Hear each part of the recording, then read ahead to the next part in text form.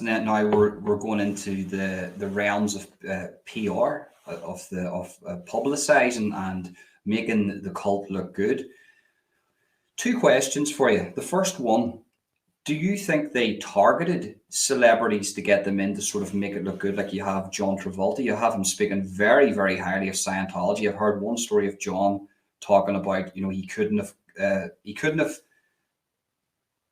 got by the time when his son died. He couldn't have got by that time without Scientology. You have, Tom Cruise, a little tiny, 5 foot guy with a massive medallion. Were these people specifically like small Napoleon? Well, let's call a spade, Napoleon, like small man syndrome. Look at me, I've got a massive medallion. Do you think these people were specifically targeted for Scientology? And how did they, in your opinion, how did they get these big stars into Scientology? Well, yeah, they were targeted because even in the early days when I was in, before Miscavige was really doing very much in it, uh, they always said we want to get artists in and opinion leaders.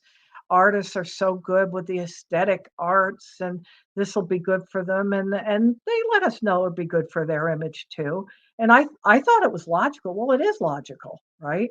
Hey, it's so great that it's helping this person with their art, and in turn, that they're when people know about it, they're going to want to get into Scientology. So absolutely, they do target celebs. They also want to target anybody with lots of money.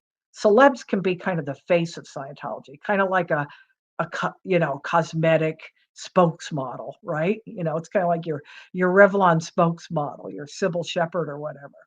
And they're doing something like that, with the celebs. Now, a lot of these, both Tom Cruise and John Travolta were very young adults when they got in Scientology. They weren't kids, but they're very young adults.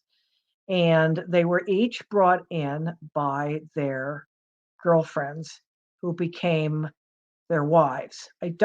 Diana Hyland, I think, was the one who got Travolta involved. She died.